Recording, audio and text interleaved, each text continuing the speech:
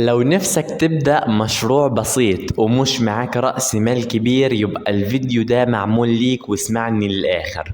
كتير منا نفسه يبدأ مشروع خاص، بس دايما بيقف عند أول خطوة. يا إما مش عارف يبدأ منين، يا إما خايف يخسر فلوسه، يا إما حاسس إن كل المشاريع محتاجة فلوس كتير وهو ماهوش معاه. بس الحقيقة إنه في مشاريع ممكن أنت تبدأها بموبايلك والإنترنت وشوية تركيز بالفيديو ده. النهاردة أنا جاي أقولك على 4 مشاريع للمبتدئين زي وزيك، مشاريع بسيطة ومن غير تعقيد، وكل واحدة فيهم ممكن تكون البداية لحياة تانية خالص. وعلشان ما نطولش عليكم نبدأ بأول فكرة مشروع. أول مشروع بيع الخدمات على الإنترنت، بين قوسين كده العمل الحر. عندك موهبة؟ نعم. بتعرف تكتب؟ برضو نعم. بتصمم؟ نعم. بتمنتج فيديوهات؟ برضو خلاص بكفي كده. في مواقع زي خمسات ومستقبل وفايفر وابورك ممكن تبدأ فيها انت شخصيا بخدمة لأي حد في العالم كله. انت مش هتستهدف من بلد معينة، انت هيجيلك من امريكا ومن ايطاليا، دي كلها دول اجنبية، ومن الدول العربية كلها والاجنبية كلها ومن جميع الدول بشكل عام. اللي بتعرف تعمله حتى لو حاجة بسيطة ليها قيمة عند ناس تانية. يعني أنا بعرف أبرمج مثلا، في ناس مخصصة للمونتاج مثلا، وليكن أنا بدور على الناس دي علشان أروح لهم مش لاقيهم. فأنت ما تفكرش إنه الخدمة اللي عندك أو المهارة اللي عندك بسيطة، لا، عند ناس تانية لها قيمة كبيرة جدا وبيدوروا عليك وأنت ما انتش واخد بالك. وكل ما بتطور نفسك أكتر كل ما سعرك بيزيد ودخلك بيكبر بإذن الله.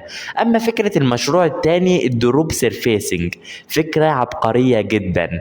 انت ما بتبقاش الخدمة بنفسك، انت بتكون الوسيط. يعني بتلاقي عميل محتاج خدمة زي ايه؟ تصميم، ترجمة، تسويق إلى غيره، تروح تلاقي حد بيقدمها وبأقل الأسعار وتكسب انت الفرق.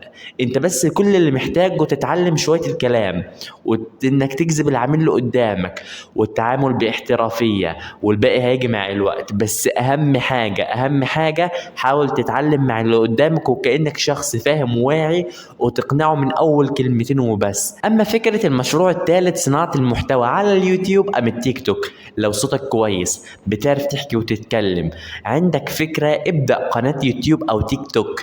شايف انت لو بدأت فكرة، اي فكرة من الربح من الانترنت او فكرة مشروع عملي او فكرة غيرها، انت ممكن تفتح الكاميرا وتصور الاحداث اللي بتحصل معاك اول باول وتنزلها عندك على اليوتيوب، وكده انت تكون ضربت 2 بحجر واحد بس. في ناس بتكسب الاف الدولارات من محتوى بسيط جدا. مش لازم تصور نفسك ولا صوتك، في محتوى تعليمي وفي محتوى تحفيزي وفي قصص رعب وفي محتويات ومعلومات ومراجعات، وكل اللي انت محتاجه هو الفكرة زائد الاستمرارية زائد شوية تعلم للمونتاج. وفي ناس بدون اي منتج محتوى بيضرب والحمد لله بينجحوا نجاح باهر على اليوتيوب. انت بس اللي محتاجه بالفكرة دي انك يكون عندك الشغف، وانك مثلا شخص تكون هتبدأ مشروع تاني او اي مشروع تاني، حاول انك تصور اثناء عملك للمشروع. النهارده يا جدعان حصل معايا 1 2 3، او النهارده دخل معايا عميل ومش عارف ايه وعملت له 1 2 3 زي كده، تمام.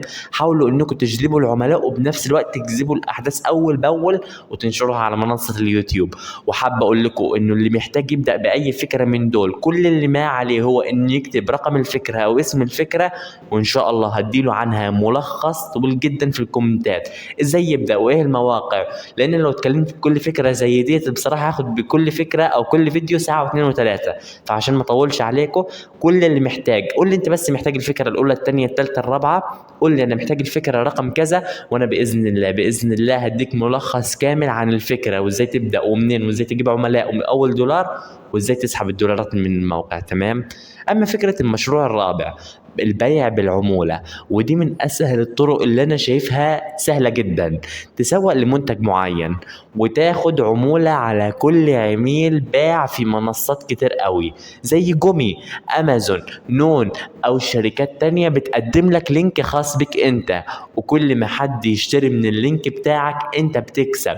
وانت تقدر تنشر اللينك ده على صفحة الفيسبوك او تليجرام او غيره. او يوتيوب او حتى في فيديوهاتك على يوتيوب زي كده، وحابب اقول لك ان انت ممكن تفتح مكتب مصغر وتخلي مثلا زي النظام، انت شخص بتجيب منتجات من امريكا، من ايطاليا، من فرنسا، من اي مكان، ويكون عندك مكتب وزي نظام شحن. انا محتاج منتج من امريكا، انت تجيبه لي وتحسب كام تكاليفه وجماركه وشحن وكل شيء، وتضيفه زائد سعر المكتب بتاعك وسعرك الخاص، وتشحنه كده. انت الحمد لله بتكسب وتستفيد من ناس كتير قوي. المنتج هيجي لك لحد باب الباب عندك، باب المكتب، وانت كل ما عليك تسلمه وهيكون لك حقك وزياده. المشاريع دي ماهاش محتاجه فلوس، لكن محتاجه انك تبدا، وتبدا بحاجه واحده بس، وانك تمشي فيها للنهايه، ودي اهم حاجه، وهتشوف الفرق باذن الله.